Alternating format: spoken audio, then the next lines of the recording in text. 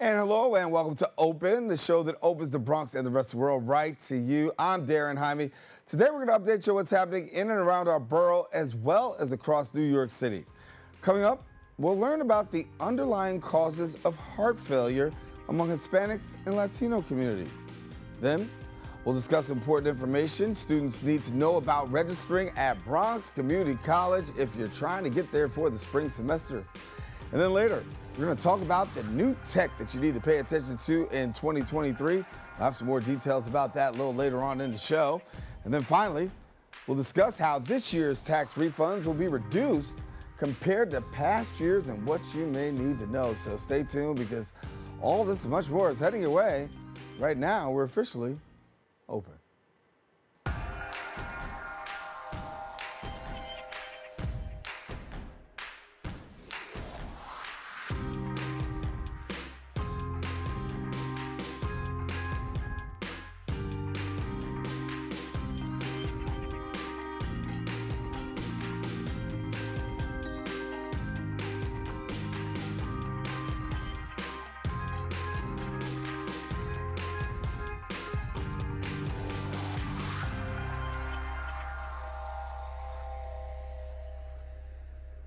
And hello, everyone. I'm Daren Jaime. You are watching Open, a live program bringing the Bronx and New York City straight to you. We also want to welcome our viewers on Manhattan Neighborhood Network as Open is being broadcast simultaneously on MNN's channels. You can stay connected to us on all of our social media platforms at BronxNet TV. Well, some things have been going on throughout the course of the past week. We'll take you through some of it with our Bronx updates.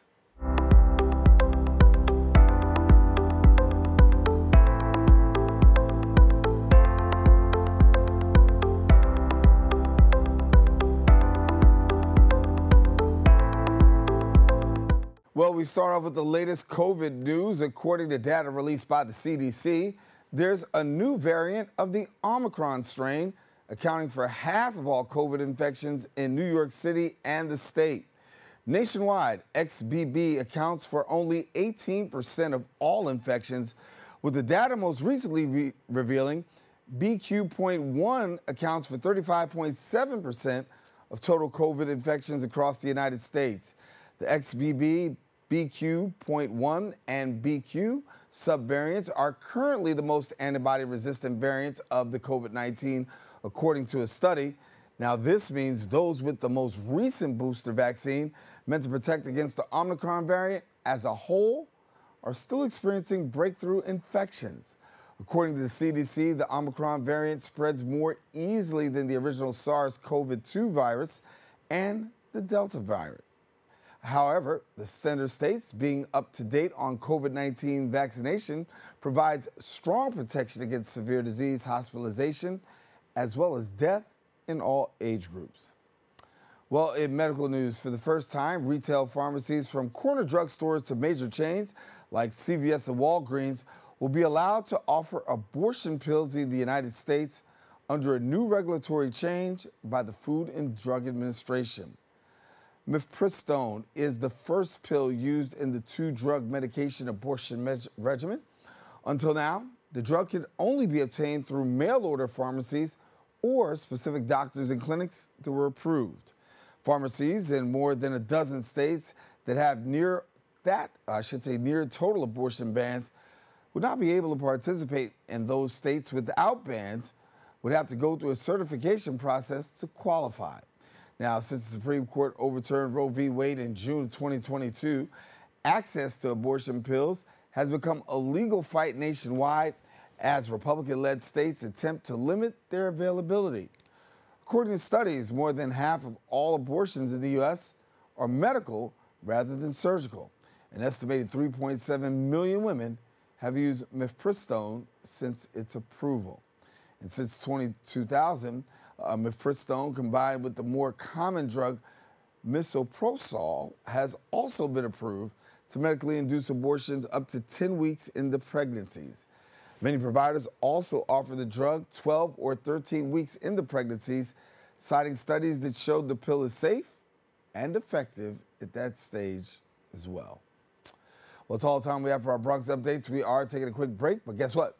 We got more open when we return. Even though we didn't grow up together, he's my favorite brother. Hey, sis. I'm the baby of the family, and he's the gentle giant. What you know about Port Georgia? Man, please, that's a classic. You know when they say people are a rare breed? Get off my food. Yeah, he's that. I'm sorry, I'll be back in a few hours. Don't worry, Sherri, you know I'm for you. I know. Go get the football. That was my favorite memory. He was always for ya. This is a true story of me, Bridget Floyd, and this guy, George Perry Floyd Jr., my big brother.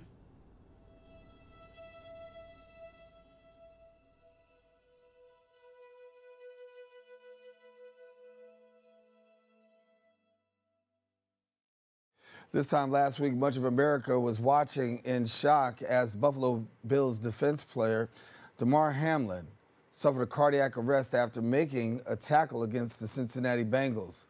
What ensued after? CPR on the field and Damar Hamlin being taken to a Cincinnati hospital fighting for his life. The conversation continued surrounding heart disease as questions still speculate as to what exactly was the cause of Damar Hamlin's heart condition. The issue of heart disease once again talked about and raised. When we talk about heart disease, it was the leading cause of death in Hispanic males in 2018 and the second leading cause of death in Hispanic females. Now, scientists had to target it to assess the risk in population, evaluating the heart's function and the relationship between the heart and the aorta. Joining us now to share more details is Director of Clinical Cardiology Research and Cardiovascular Epidemiology at Albert Einstein College of Medicine, Dr. Carlos Rodriguez. And Dr. Rodriguez, we're glad to have you. Thank you. Thanks for having me. My pleasure to be here. Yeah, very serious conversation that people are having today, particularly when it comes to heart disease. And I'll talk demographics in a moment, but can we just get down to the specifics of what exactly is heart disease?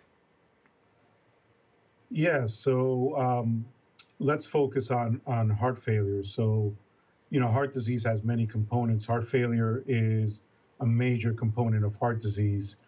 More than 6 million Americans are living with heart failure, and over 900,000 new cases of heart failure are diagnosed every year. Heart failure simply means that the heart isn't pumping as well as it should be. Normally, your heart, our hearts, when they're normal, the heart is able to pump blood throughout the entire body. But sometimes the heart becomes too weak or too stiff, making it unable to pump enough blood to meet the body's needs.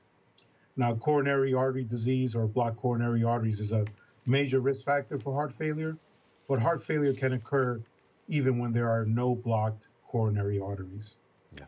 So I know there's some study that's going on with regards to this. You're very integral in that. Talk to me about the importance of this study and what you're able to determine. So with our study, at present, we are looking at how the heart is able to pump oxygen-carrying blood throughout the rest of the body. Now, for the heart to do this, it needs the aorta. The heart is connected to the aorta. So there is an intimate relationship between the heart and the aorta. The aorta is the major blood vessel of the body. Now, work from our group of doctors suggests that because the heart and the aorta are so intimately connected, if there is something wrong with the relationship and interaction between the heart and the aorta, then the heart may not work as well in pumping blood. Now, this means that the heart and the aorta need to be in sync. When they're not, that reduces the heart's ability to pump blood throughout the rest of the body, and this can be a risk for heart failure. So our study will be the first to look at both the heart's relationship and interaction with the aorta at the same time in Hispanics. So you have the study of Latinos and Hispanics, and you're looking at that when it comes to the heart issue. And when we talk about Hispanics, Latinos' heart, what can you give us in terms of statistics, and what do we need to know so far? Well, you know, at present, almost 20% of the U.S. population self-identifies as Hispanic or Latino. And that percentage is expected to increase to 29% by the year 2050. So currently, just given the fact right now that almost 1 in 5 persons in the United States are Hispanic, just given the sheer numbers, the overall health of the United States cannot get better without also improving the health of the Hispanic population. So what we've seen in prior work is that Hispanics are a high risk for heart failure. Now, we all need to be aware of this risk and take proper measures to prevent it. But unfortunately, historically, Hispanics have been underrepresented in heart failure clinical trials and epidemiologic studies. So it is very difficult to take action without knowing your risk. So my study aims to help identify the risk of heart failure among Hispanic Latinos in the United States.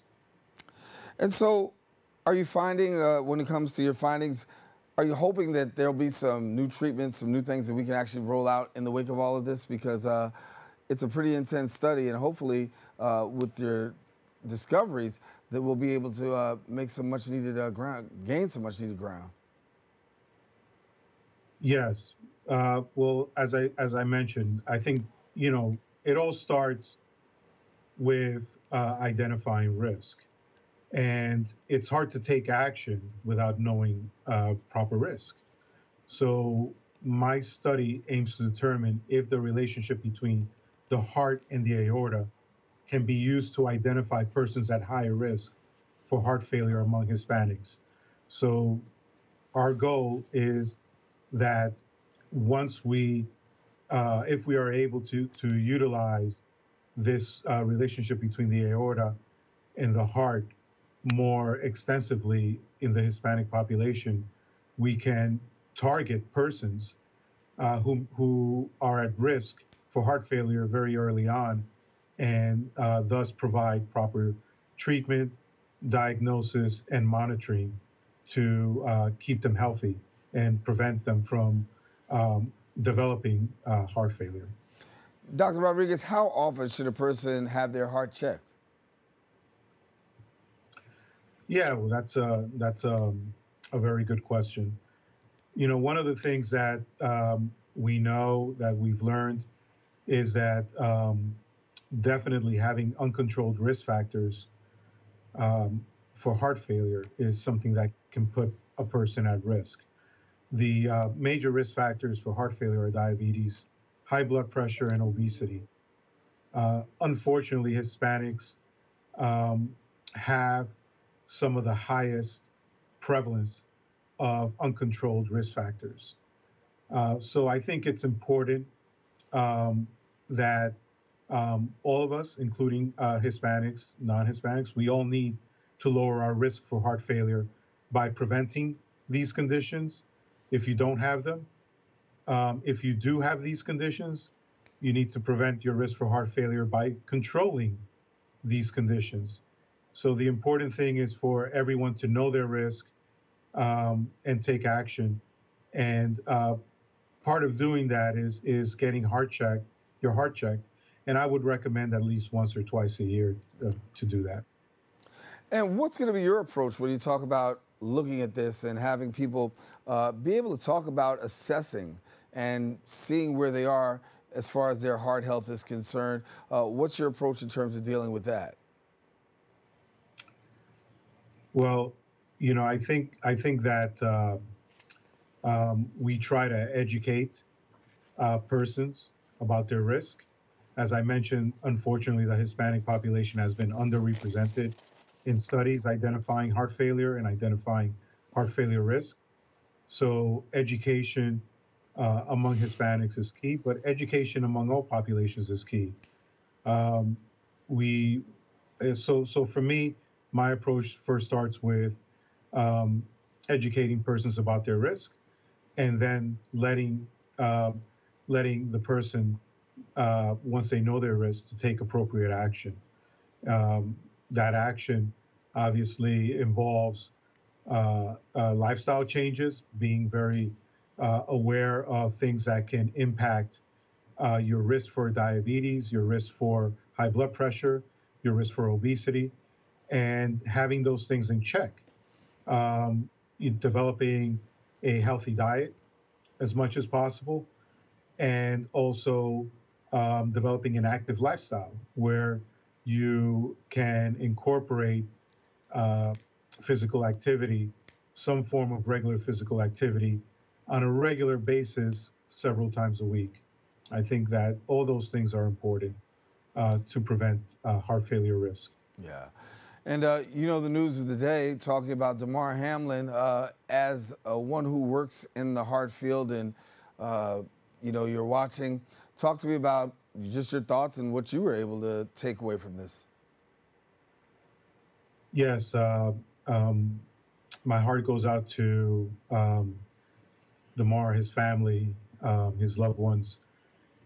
Definitely a tragic event, something that unfortunately as a cardiologist we do see often. Persons undergoing cardiac arrest, needing CPR. I only hope and pray for the best possible outcome for Damar. You know, when we talk about risk and risk for heart disease, you know, I mentioned a lot about Latinos, but Blacks and Latinos are populations that carry high risk for heart disease compared to non-Hispanic whites. And this is just fact. And I think in knowing that elevated risk that we carry, it's important to know that risk and understand what your family history is for heart disease, what risk factors you may have. And as we've already discussed earlier, getting a heart check at least once or twice a year. And that starts at the minimum with an electrocardiogram, an ECG, and possibly, depending on what your family history is or what your risk factors are, also an echocardiogram. But, you know, these are things to be discussed with your healthcare provider, with your cardiologist. And, you know, hopefully by knowing and understanding your risk, you can prevent, you know, any future types of tragedies or catastrophic events by being able to take action once you actually know your risk. Dr. Carlos Rodriguez, I want to thank you so much for being with us, and definitely want to thank you for sharing and letting us know what we need to know with regards to this. Dr. Rodriguez is Director of Clinical Cardiology Research and Cardiovascular Epidemiology at Albert Einstein College of Medicine. Now, if you want more information, please visit the website at einsteinmed.edu, and then follow them on Instagram and Twitter at EinsteinMed. Don't go anywhere. We've got more open coming up right after this.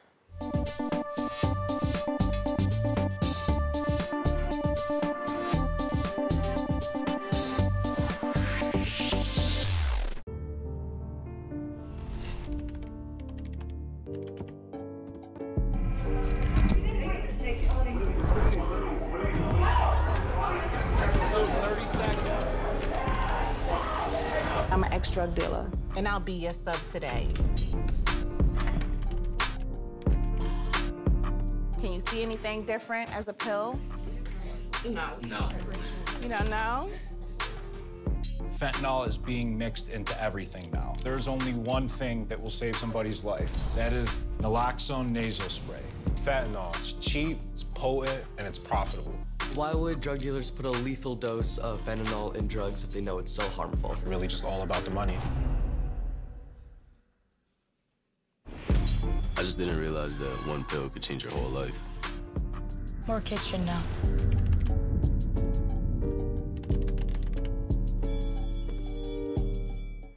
And we are back here. Bronx Community College is fostering student academic progress by providing more than 40 programs that are preparing students to continue their education at a four-year institution or begin their careers. And here now, giving us more information about the upcoming spring semester is the Registrar at Bronx Community College, Karen Thomas. And Karen, I'm glad to have you with us. And as I know for you, you're coming down to the wire as the spring semester is getting ready to begin, right? Absolutely. We're gearing up for our spring 23 semester. We look forward to our students coming back to a thriving campus. And all of our courses that we offer with our schedule is very robust. So we're definitely gearing up and ready to go. As we talk about being ready to go, students are sometimes making that last minute decision about trying to get themselves in the classes. There may be somebody who maybe had some challenges over the course of the semester and didn't know whether or not they were going to get back in, kind of late registering. What's the timeline and what should somebody be doing right about now if they fall into that category? So as a community college in a neighborhood where our students have some challenges in their personal lives, Bronx Community College offers an appeals process for those students who basically have challenges with coming to school and maintaining their home and work lives.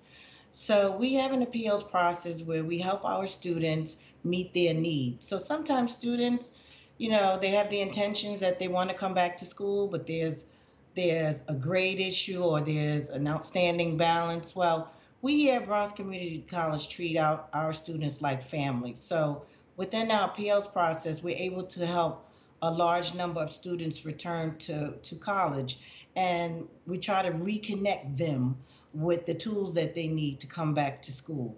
So I know here in the Registrar's office, along with the Advisement Office and Financial Aid Office, we offer those tools to our students with the appeals process, and we are able to get back a good number of our students. Academic advisement is always a challenge. I think for some students, it seems like an insurmountable thing, trying to understand what classes to take, how much I need to get done this semester, but you do have some great academic advisors there. Give me some tools in terms of trying to set up appointments and what people should know when it comes to their academic advisors. Yes, so Bronx, we have several tools. So there's the main one, Schedule Builder, where students can go on to their own student record accounts and set up an appointment with their advisors. There's also another tool called Starfish, where students can go on and set up their appointment. And then we have a third option, which is in-person registration. Advisement registration, which restarts again on January 10th through the 24th, where students can come into a one-stop shop environment to meet with their advisor, to meet with their success coach, and to meet with a financial aid counselor and registrar person. So mainly our students have an online option to meet with their advisors virtually, and through the Schedule Builder tool in CUNY First, students are able to pick out their schedules with the advisor's oversight and approval, and then they can also do in-person options. So we have a wonderful advisement team, very knowledgeable and skillful to help our students. But we also have in-person services as well, because sometimes you just need that one-on-one approach. Yeah. We hear the word high-flex courses, and for somebody who may not be so familiar, what exactly are high-flex courses? So with the pandemic, we had a lot of challenges. So obviously we weren't able to work in person. So high-flex courses are courses that's taught both online, and then they have a tool within the classroom. In person, and the tool within the classroom, an OWL, so that students then can also be taught virtually. So it's sort of like a hybrid of the courses that we offer here at Bronx Community College, because even though we came out of the pandemic, students have challenges coming to classes in person. So we have to do a gradual adjustment. And those high flex courses are a big part of the reason why we are successful at getting our students to return to these classes. During this time of year, we tend to see so many visiting people in terms of students to academic institutions. We hear that sometimes the spring semester is the semester where we'll see more visiting students. For those persons that may be visiting students, as well as those persons who may be categorized as non-degree. How do they go about getting in school if this is what they want to do and attending the college?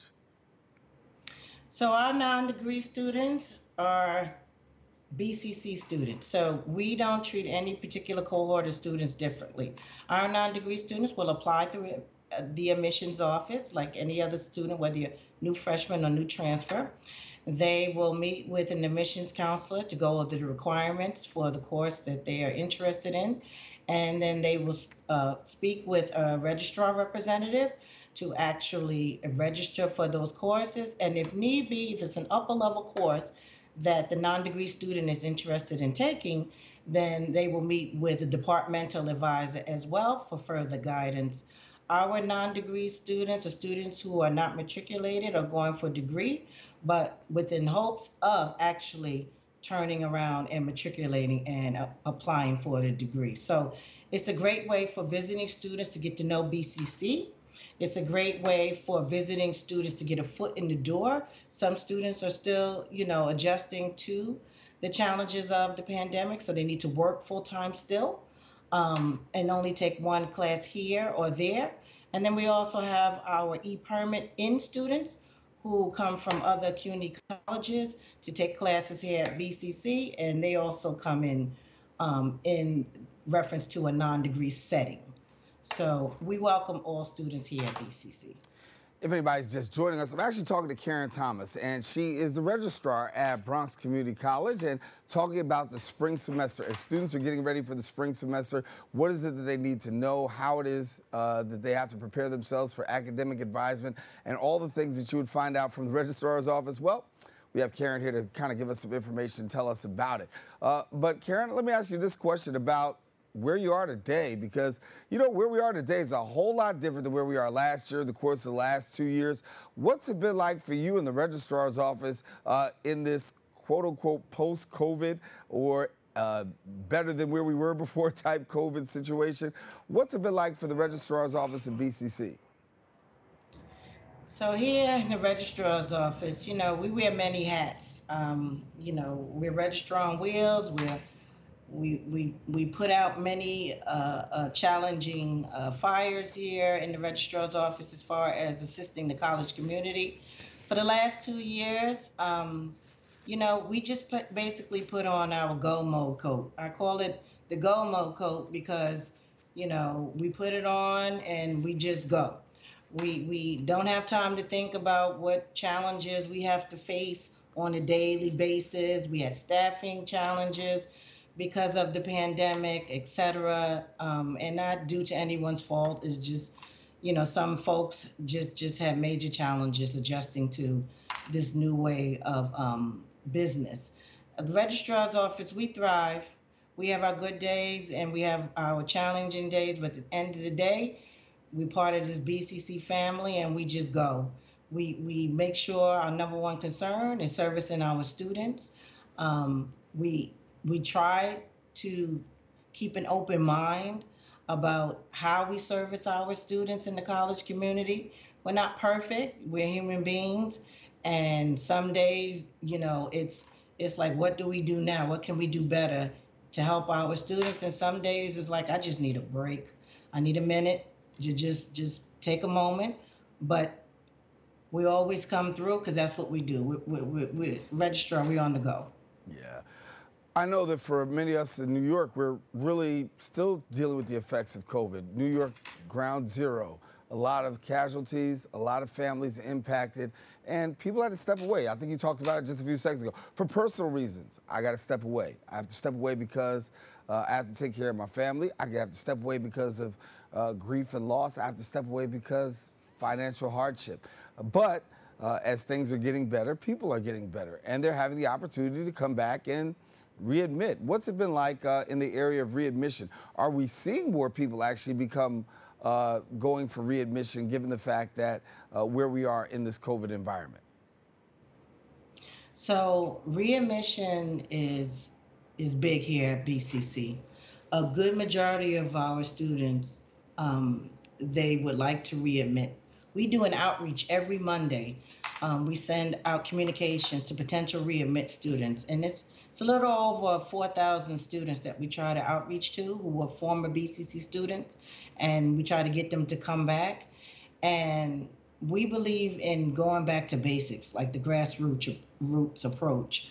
We call them, we invite them to come in for a mixer so we can talk to them one-on-one. We believe in a holistic approach and reaching out to these readmit students, because at the end of the day, these students are us. We were them at one point. I know I went to school and I needed someone's help. So that's what we're here for, to be there for them.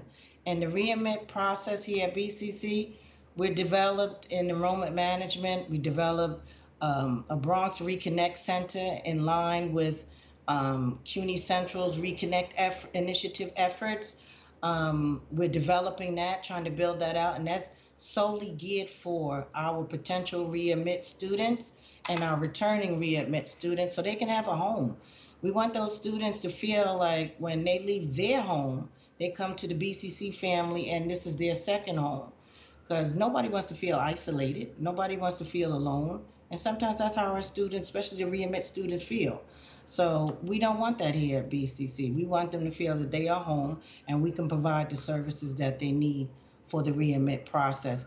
And that's why the appeals process comes hand in hand with that, because most of our readmit students, they need to do an appeal. So we help them, they help us by getting their degree. Yeah.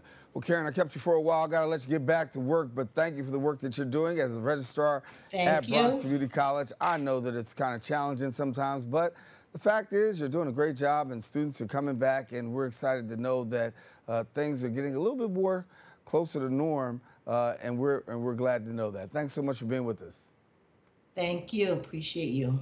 All righty. Well, now, if you want more information, visit the website bcccuny.edu, and then follow them on Instagram and Twitter at BCCCUNY.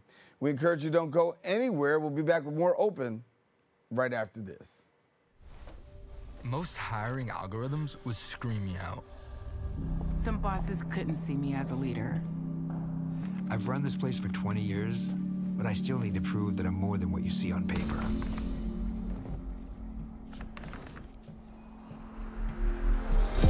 I've been running code as long as I've been able to reach a keyboard.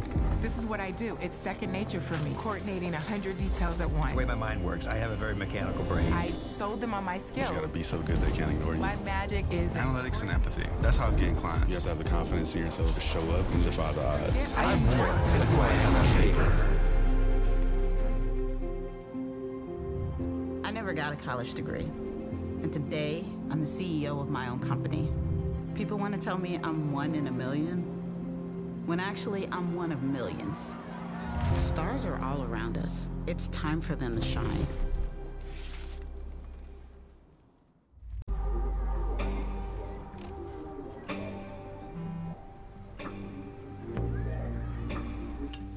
I don't know why you're so sad. You've got a roof over your head. Bro, you gotta stop with that depression stuff. That's a white people thing. Escúchame, en esta casa los hombres no lloran.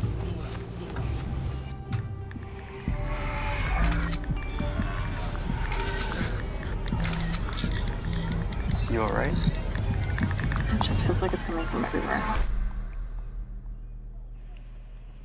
Do you want to talk about it? Thanks for hearing me out, bro. Appreciate it. You can talk to me if you're feeling sad. Whenever you need to talk, I'm here, okay?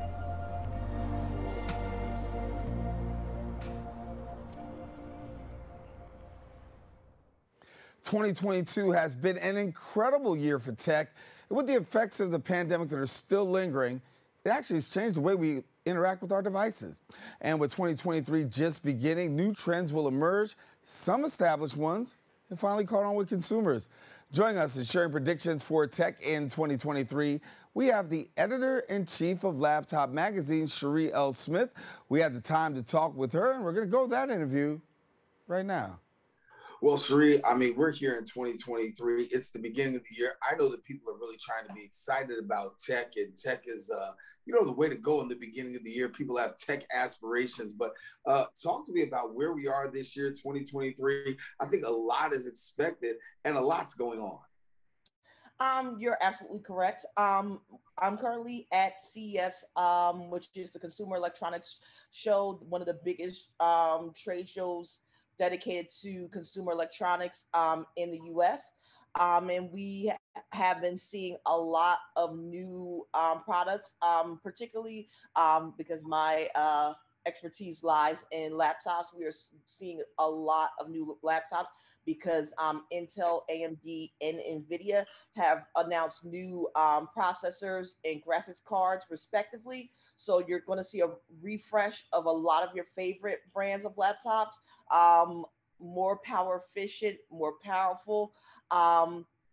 So that's really exciting to get into. And then, like, we're seeing a lot of innovative design. So we're seeing 3D come back, but this time around you won't need the cheesy glasses. We're seeing a lot of dual screen laptops. We're seeing a lot of detachables, and there's a even bigger emphasis on cloud gaming. As we are, like, even though Google Stadia is set to shut down this month, things like Xbox Game Pass and NVIDIA GeForce Now are going strong, and making it so that you don't necessarily need a powerful rig to play your favorite games, which is really good and cost effective. On the VR front, no word from Apple yet, so we're still anticipating this Apple VR, potentially AR headset.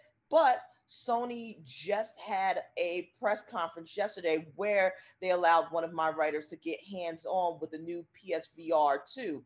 So it's still going to be a tethered device, but this time around they're incorporating eye tracking for a much smoother, more immersive experience. Now, what people aren't going to like is the price, where the first PSVR debuted at $399. This will be debuting at $599, so a serious price hike. And it's a little eye-watering considering that the Meta Quest 2 is still available for $399. It has a larger catalog than Sony is going to launch with, but everything remains to be seen. We just had a hands-on, so we're excited to see what it's going to look like when it comes time for review. I wanted to talk a little bit about artificial intelligence, because as we see more and more people gravitating towards using artificial intelligence, playing games that are attached to artificial intelligence. Where do you see artificial intelligence moving in 2023?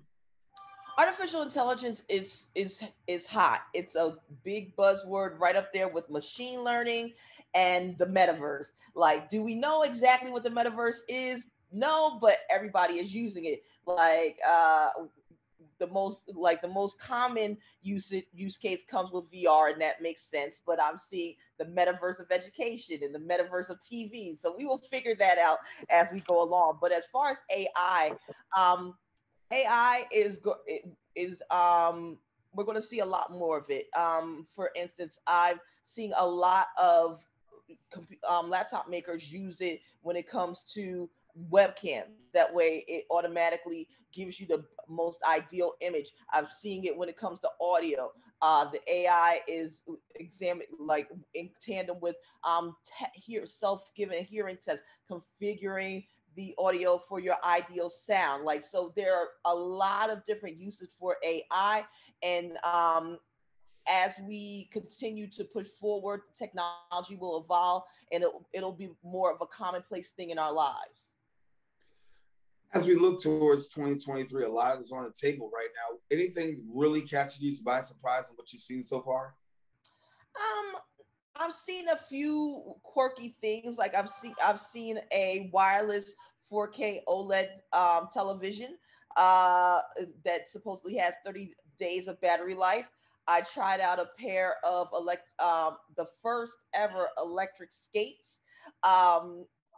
they were fun, and I could see those coming to a lot of cities near you. The highest speed is 20 miles per hour, so I can see pedestrians now having to share the sidewalk with electric scooters and electric skates. So, but so like a lot of beauty tech is on display, but the show floor proper opens today. So I'm excited to get down to the convention center and see all the new toys and gadgets and enabling tech that the show is going to have to offer. So for a person right now who's watching and saying, listen, you know what? I got to prepare myself technologically in 2023. I may not be tech savvy. What should that person be looking at doing in terms of a laptop? I mean, it really depends on the use case. If you're a remote worker or a hybrid worker, you want something that's lightweight, but still powerful that you can use in and out the office.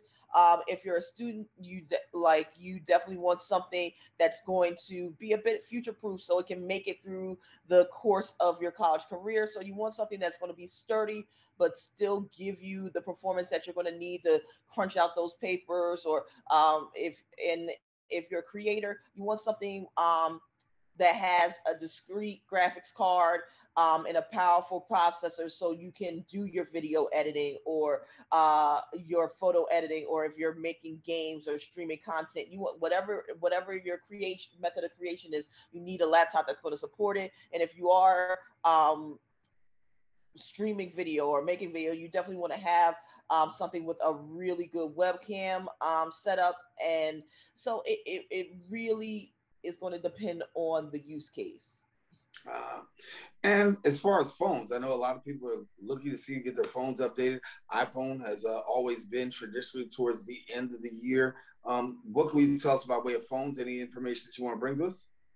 Right now, CES isn't really a phone heavy convention. In fact, I've only seen one phone so far, and that's from Lenovo, which is going to be a business phone, interestingly enough. But it has some cool features on it that might help it jump to the mainstream.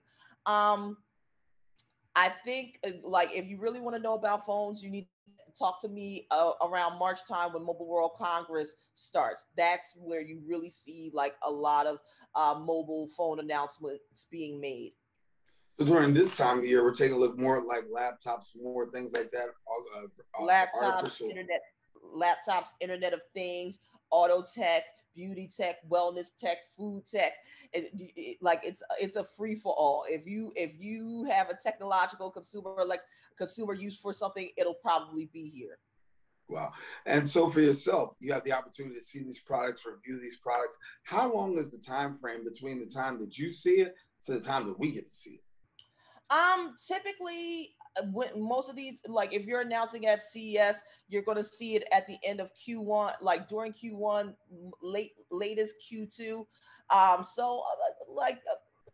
So maybe starting February and like February to March period, maybe a little bit of April before and then after that we start talking about refreshes and all that. So like very soon is the sound answer. Yeah. You mentioned auto tech. Have you taken a look and seen anything there? The show floor hasn't opened up yet, so it opens today. So I have not yet, but I do plan of the convention center.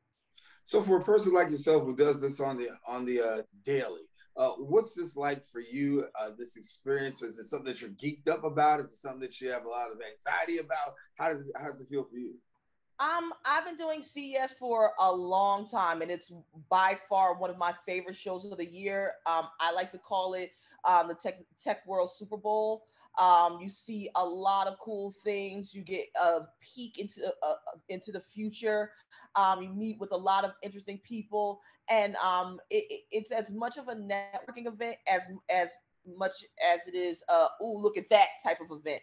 So my team and I are hard at work pounding the mean streets of Las Vegas, looking for the latest and greatest tech and trying to see a little bit beyond. Pounding the streets of Las Vegas. I'm just going to leave it there. Sherri, how many people do you have working with you? I have a team of 5 with me now, and that's just for the Laptop Mag team. But my sister sites in Future PLC, Tom's Guide, Tom's Hardware, PC Mac, like we're all out here looking for the latest tech that corresponds to our readers. Well, they say what goes on in Vegas stays in Vegas, but what goes on in Vegas, you have to bring back to us, okay? So make sure to get it back to us. Sherri L. Smith, Editor-in-Chief of Laptop Magazine, thank you so much for being with us. Thank you for having. All righty. And remember, we're still early in the game in 2023, so you can get all teched out before you know it. Well, if you want more information, visit the website, laptopmag.com. And then also follow them on social media at laptopmag. Don't go anywhere. We got more Open coming up right after this. Every day, thousands of kids start vaping. And I can't let this happen to my kid. Of course, it's awkward to talk to your kids about the dangers of vaping. Hey, bestie, how sketch is vaping? It's hard to get their attention. Ready? Go. Yes, look at that. You didn't even turn yours over. So if you want to talk to your kids about the dangers of vaping, you have to get it trending. Right, Backpack Kid? Let's do it. First, invite your kid to do the vape talk. Let's try this. All right. Why is he here? Yeah, I gotta get it trending, honey. Come on. To the left. To the right. Let's go.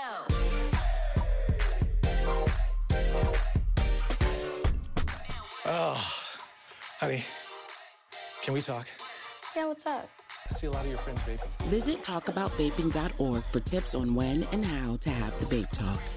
I'll see y'all. After a basketball game, a black teenage boy, Brandon, reads his texts in his family group chat. Auntie Flo, congrats on the big win. Mom, that's my baby. Brandon replies, thanks y'all. In a park, his sister Maya texts, where are we celebrating? Dad replies, home. Mom texts, I got dinner going. Auntie Flo replies, ooh, I can't wait. Then receives a FEMA flood watch text alert. She texts the family, anyone see that weather alert? We need a plan to stay safe, especially after last year. Ready has a list of resources at ready.gov/plan. In his workshop, Dad sends a photo of emergency supplies and texts, looks like we need flashlights and batteries. Leaving a store with a shopping bag, Brandon replies, I got us covered. Mom texts, I'll check in with Grandma and Papa. Maya texts, thanks Auntie, feeling good about this plan. I got some batteries and 2 flashlights. What's up, champ? I feel like you get taller every time I see you. Stay connected. Congratulations. The 2023 tax season is approaching with high inflation that's still in place and recession worries that are looming. Millions of U.S. taxpayers could receive a tax refund shock when they file their 2022 returns due to the expiration of many pandemic benefits that lawmakers have designed to help Americans endure the crisis. Joining us now is the CEO and enrolled agent at Tax Focus Collab, Miguel Matos. And Miguel, yeah, I think a lot of people are really concerned right now. We've seen decent returns over the last couple of years, but we know that this year, not everybody knows. That's why this is breaking news for some people, that when you get to your pockets, you're not going to see the same amount of money that you normally got over recent times. Absolutely. Many of the credits that were put in place as a result of the Jobs Act that was put in place a few years ago are just not there. They were greatly reduced or ultimately eliminated, such as the stimulus payments that were there for individuals for multiple years. They're just not going to have that type of cash flow this year. And companies know this, and they're going to feel it, as well as the top, as well as the bottom, because people have less spending power. Do you think that many people really are on top of this? Because I think there's a lot of mixed messages that have gone out throughout the course. We're doing better. It's not as bad, this, that, and the third. But when you're looking for that return, the possibility of having a limited return and or owing is huge. Absolutely. Especially if you have not been making adjustments. Small business owners know this, that they have to stay diligent on top of their estimated tax payments. And there's going to be a huge shift, which many economists are predicting in this coming year, 2023. And everyone's going to feel it from top to bottom. And the household in the Bronx, for the typical Bronx household, they're going to feel it in their tax return this year, most immediately. Another group of people that are really focusing and getting ready for this is cryptocurrency investors. I mean, they've taken a hard and a huge hit as well. What's it look like for them? How are they going to be able to navigate? Thankfully, I'm not in that category, but for somebody who is, how do they navigate? Well, this year, along with the passage of the Inflation Reduction Act, they're going to add about 87,000 new IRS agents. These are very smart people that they're going to hire, put on board, and they're going to look exactly at crypto and virtual currencies. Those type of transactions are going to be under the microscope. A lot of this industry is heavily unregulated. We just see the arrest of Sam Bankman-Fried. He's also just been released. But this is a serious topic that the IRS is going to take a hard look at. If you look at the 2022 1040 tax return, the fifth question is, do you own or transact in virtual currency? This year, for the first time alone, that question supersedes the question about your children, which is amazing because children have always been a hot topic with the IRS. Now the hot topic is virtual and cryptocurrencies. Enforcement's coming down the line, absolutely. Well, while people are watching out for enforcement, people have also been trying to watch out and deal with inflation. How is this going in regards to inflation? Talk to me a little bit about the Inflation Reduction Act. There are some provisions that are actually there. What is the Inflation Reduction Act and what are the provisions? All right, so when you look at the Inflation Reduction Act, some of the major pillars of the Inflation Reduction Act is what I see as climate change and energy. So they're making that one of the high pillars of the Reduction Act, so in that way they can create a better future. So how are they going to find funding for all this? Well, one of the things is through IRS enforcement and additional taxation. What they're doing is they're going to start taxing companies that report a book balance of $1 billion or more. They're going to have to pay tax on that book balance, not the taxable balance, which is something completely different. We see that game being played in Trump's tax returns. So maybe Trump, under this new year, would have to pay more taxes. Another pillar of that Inflation Reduction Act is healthcare funding and expansion. The ACA will continue to flourish for another few years. That's been a major staple point for many people. It continues to help some of our much-needed communities. And of course, in the Inflation Reduction Act is healthcare empowerment. What they're going to do is they're going to empower the U.S. government, specifically Medicaid, to have stronger negotiating power when it comes to the top 10 or 20 drugs that they'll be purchasing on behalf of so many people. Drug prices are a huge indicator of inflation. And if you really look at these companies, some of the top 10 and 20 drugs that are purchased by the government on behalf of the people or subsidized in one shape or form have been rising in price far greater than the natural rate of inflation. Some of these drugs go up 6 to 15% in a single year. So this is what's causing inflation. And the Inflation Reduction Act is meant to address this issue specifically. Well, when we take a look at when we take a look at the middle class, obviously this is a group of people that have seen the up and down pretty much a lot through the course of the last couple of years. When we look at the tax season this year, what can you tell middle class people? I can tell middle class people to continue to save and invest their funds. Right now, it is a down economy, but what this is an opportunity. So if you can save extra money, invest it wisely, and hopefully once you reach a certain point of investing, then you should jump into something such as real estate, which is something that I promote heavily as the most sound investment out there. Yeah. Well, I know that we talked about the middle class, but if you're going to talk to me a little bit about the middle class, talk to me a little bit about small business, because those have been greatly impacted. You've had some small businesses that have received financial assistance throughout the course of this pandemic to help them through, but all businesses have not gotten that. And since all businesses haven't gotten that, when it comes tax time, people are looking for help. I suggest for small businesses to make sure they can put together a list of all the initiatives that's gone out within the past 1 or 2 years and check off, make sure you check if those initiatives are still in existence such as the New York State Seed Grant is still out there taking applications, such as the Employer Retention Tax Credit. If maybe you run into your typical tax preparer that cannot handle that credit, maybe you find yourself another tax preparer that can walk you through that. Some of these measures are still in place from COVID. However, they are expiring. So making sure you're on top of your bookkeeping, on top of your finances, and on top of the resources that are out there available to you as a small business, because there are plenty, make sure you find those and access those immediately before they come into expiration. I want to go back to two things we talked about a little while ago. And one of those things that you talked about, which I think needs some repeating, is the fact that the federal government is hiring more IRS agents to look at tax returns, scrutinize tax returns. This is something that many Americans really need to be paying attention to. And also, if I have a small business. Yes, I actually, being an accounting, finance, and economics major, I love it. It's going to help our industry grow and flourish. So if you're a young college student studying accounting, finance, or economics, this is the opportunity for you. Or if you are a tax professional such as myself, they're hiring 87,000 people. And when there's job shortages in certain industries, it's a great opportunity. That's the way I look at it, as an opportunity for some people in our community to grow and develop a skill in finance and accounting. Now, from a small business perspective, Janet Yellen promises that they will not aim at any businesses making less than $400,000. There are watchdog agencies making sure that they do not step across that boundary and do not target small businesses making less than $400,000. However, there are a lot of small businesses, by definition, that make more than $400,000.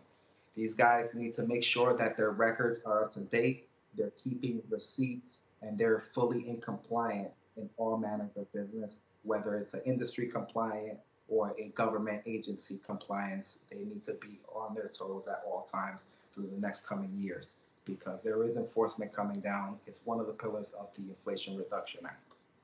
I only got a couple seconds left, but I got to get a quick answer from you on this one here. Future of cryptocurrency, what are we thinking is going to happen down the line? The future of cryptocurrency, it is going to be here to stay long term. However, there are going to be less currencies. We're going to find out what other true currencies are out there. Bitcoin is still one of them. That is the root of many of these. And you're just going to see the scam type currencies. They're eventually going to die out. And the industry is looking for regulation. So with regulation comes soundness, and investors love sound footing when it comes to their investments. Miguel, we're going to have you back. Definitely thank you for breaking down a lot that's going on during this tax season. As we get closer to that deadline, I think we're going to need you back. So stay close by. Thank you very much. Thanks for having me, guys. All right. Now, if you want more information, you can visit the website at taxfocuscollab.com. Also, follow him on Instagram at taxfocus.m. Well, we come to the end of our show today. I want to thank all of our guests for joining us, and most of all, you, the viewer, for tuning in. And if you missed any part of today's show, you can catch the Recablecast on Optimum Channel 67, Verizon Files, that'll be Channel 2133, or watch anytime on the web at bronxnet.org. And of course, you can catch a brand new episode of Open with Rita Valentine on Friday. This wraps this episode up. I'm Daren Jaime saying make sure to keep this channel wide open. Take care, God bless, and Happy New Year.